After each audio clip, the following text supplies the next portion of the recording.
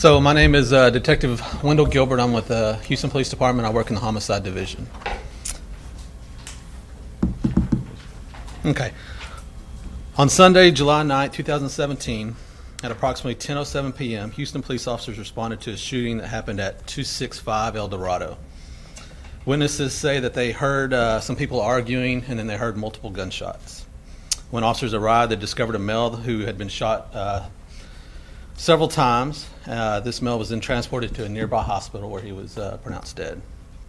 The shooter in this case has been positively identified as Douglas Alexander Herrera Hernandez, also known as Alexander Hernandez or Terror.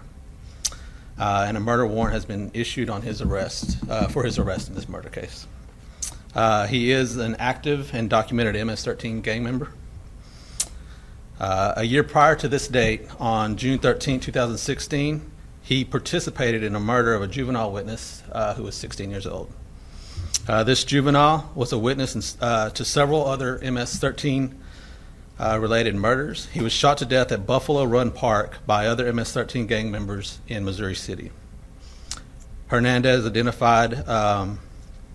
was identified as one of the killers in that case, and at that time, a capital murder warrant was issued for him. So right now, at this time, Hernandez has been placed on the Texas Top 10 Most Wanted. We have a $5,000 reward for him. He is believed to be with a girlfriend named Jocelyn Romero Flores and their infant child. Detectives and special agents with the Houston Police Department's DPS, Homeland Security, FBI, we're all working in conjunction trying to get this guy.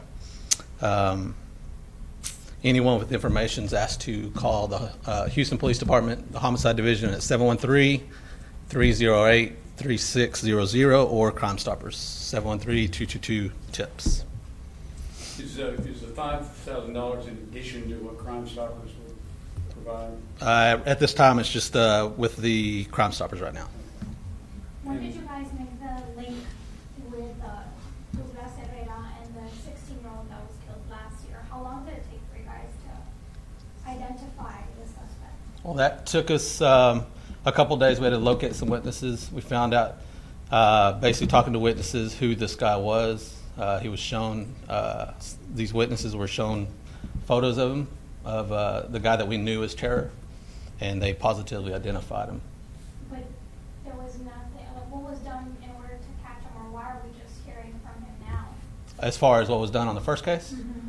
Well, at that case, there was an active capital murder warrant for him. The thing that made it difficult is the fact that, one, he's got several date of births. He has, just that we know of, at least 4 different names that he's used. He's transient. He has no ID. He's also an undocumented alien from El Salvador, so it was difficult to be able to locate him.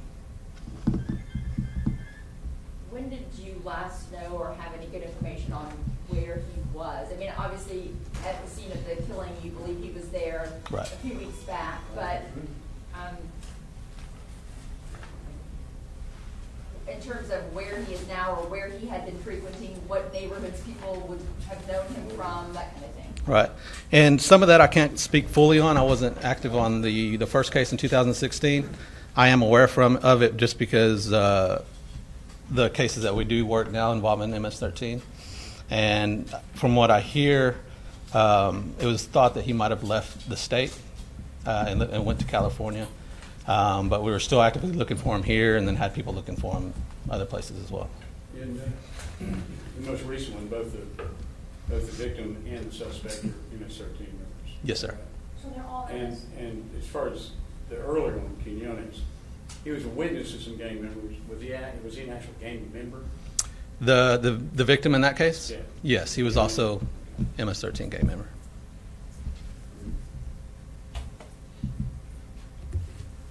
And go ahead, I'm sorry. Now, what can you tell us about the girlfriend that he's traveling with?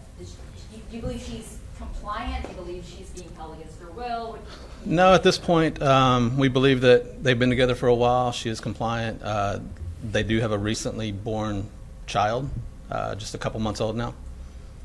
And so we believe that they are together. We have been unable to locate her at this time. Where do you all think he's headed? Oh, we're not ruling out that he's still here in Houston. We're actively looking. We also have word that he might have left the state, but we are definitely looking at all possibilities in this case. It would be pretty tough for him to cross the border with his girlfriend and his baby, wouldn't it? It'd be more difficult since he's got people with him, but we've taken steps at that for that as well.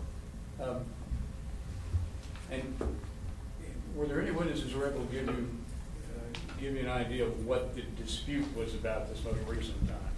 Not at this time, but we do know that there was narcotics involved. So whether or not that be the real reason that this guy was killed, we're not sure yet. The shooter had just bought some narcotics. Yes, sir. Okay.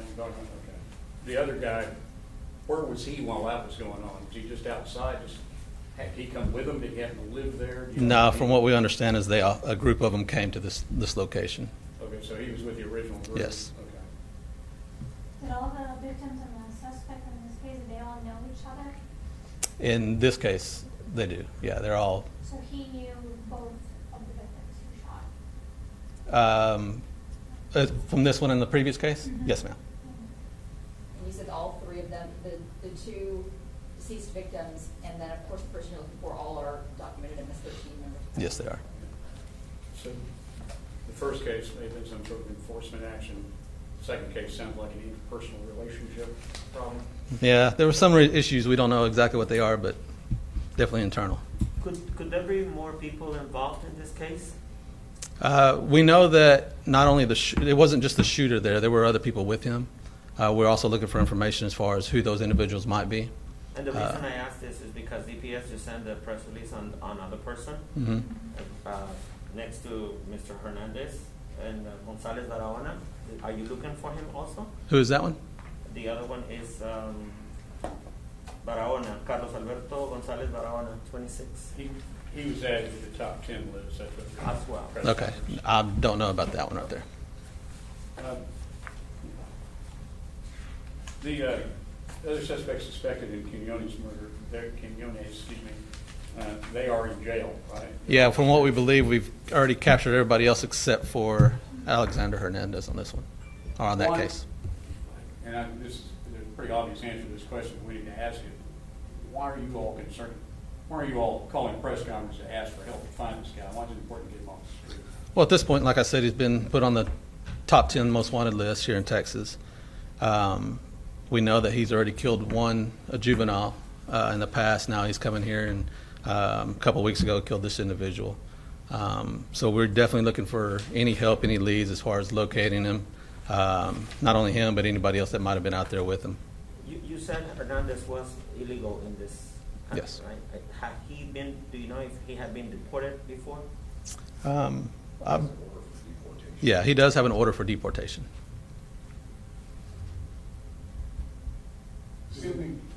Distinguishing physical characteristics? No.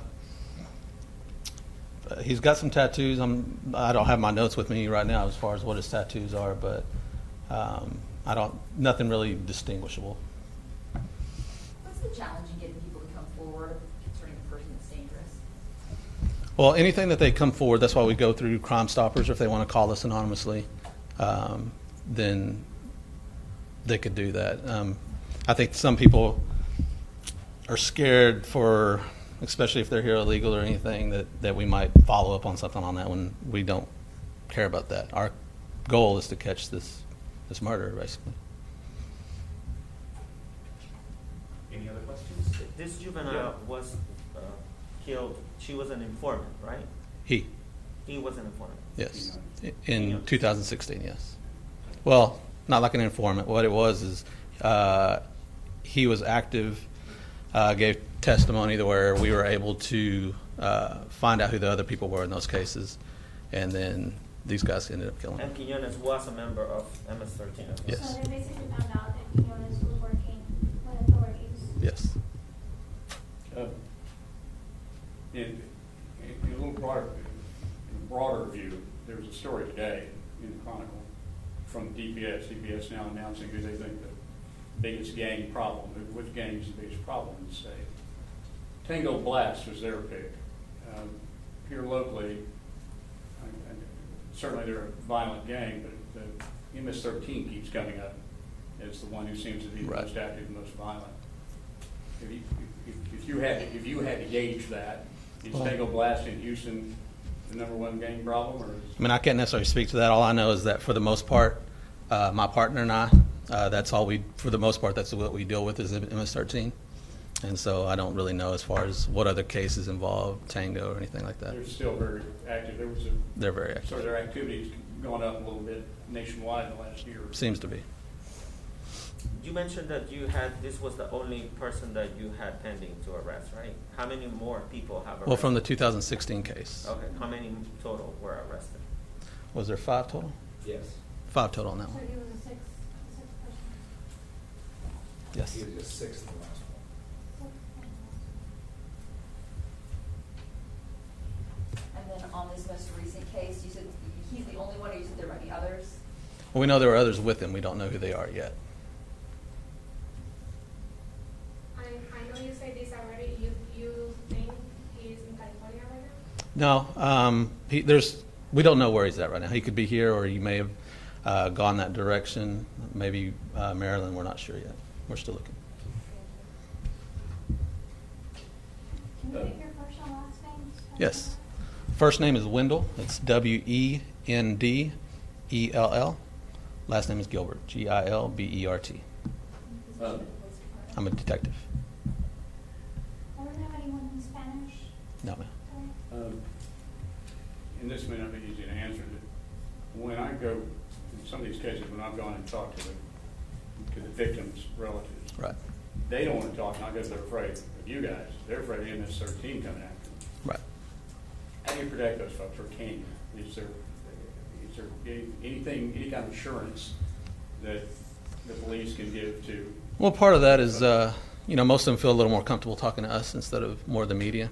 Right. So that could be why, I don't know. But we definitely, we're able to talk with a lot of them. All right. So that's not a problem for police? Yeah. Any more questions? Thank you, Detective. Thank you. Thank you.